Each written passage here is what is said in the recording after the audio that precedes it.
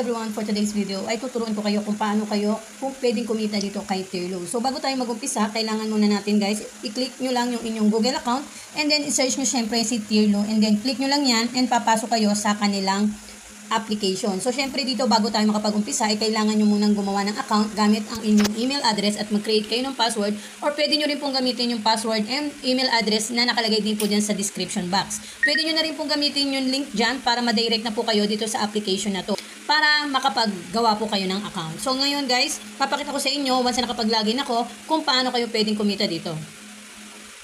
So, andito na nga tayong guys sa kanilang dashboard na makikita nyo yung personal rate na 16% na pwede nyo kitain dito. Then, 13 number of transaction. Ito yung kanilang received funds for PayPal and then yung earnings natin no, sa application na to. So, pag in-scroll down nyo siya guys, dito nyo makikita yung mga users and then syempre yung kanilang status dito kay Tirlo. Ayan nga, makikita nyo na marami na nga pong completed dito. Ibig sabihin, nakapaglabas na nga po sila dito ng kinita. Ngayon, kung interesado ka, ituturo ko sa inyo kung paano. I-click nyo lang yung tatlong line sa gilid and then make a trade. So, dito guys, meron nga silang ino-offer na for every new users, pwede kayong makakuha ng 3% to the order rate. Meron sila dyang fast payment and regular payment. Siyempre, may pagkakaiba yung regular and fast payment.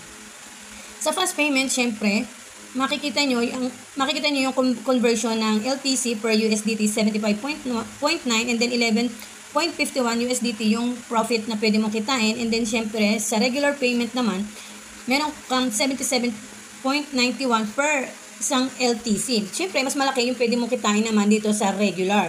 So yun yung mga pagkakaiba ng kanilang promo. Meron silang fast and meron silang regular. Pero kung titignan mo, doon na tayo sa regular payment.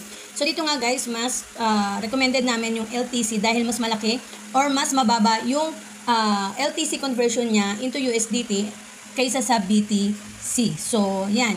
Ngayon syempre, bago kayo makapag-trade dito, kailangan i-assure nyo lang na meron kayong crypto wallet. Any crypto wallet guys is kailangan syempre verified, GCash at PayPal. So sa PayPal kasi guys, papasok yung inyong kikitain from Tirlo. And then syempre, mas convenient tayo kung ita-transfer natin yung PayPal amount natin into GCash.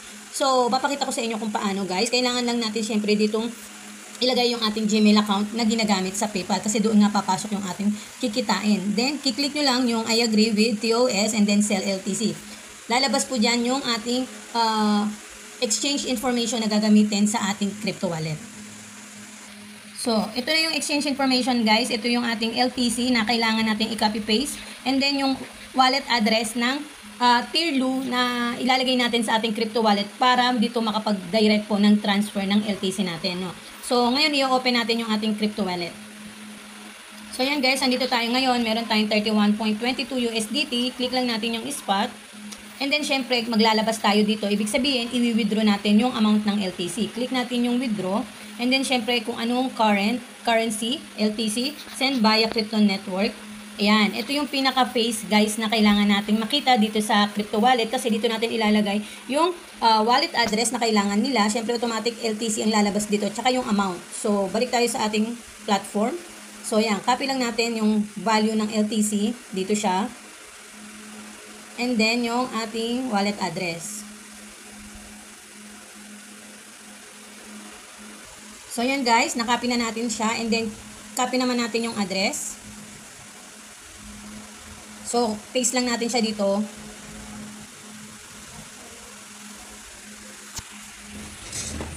So, Litecoin, automatic yan. And then guys, syempre automatic yan. Once na gumamit tayo or naglabas tayo ng any transaction dito kay crypto wallet natin, ay automatic meron silang minimal transaction fee dyan. So, automatic yan. Click lang natin yung withdraw. Magda-direct na po yan sa ating account dito kay Tirlo. So, once na nagkaroon po tayo ng transferred amount na dito, makikita po natin or makaka-receive po tayo dito ng notification na makukuha natin yung payment ID na kailangan natin at pwede natin siyang ilagay dito para makita natin yung status. So, saan natin makikita yung status?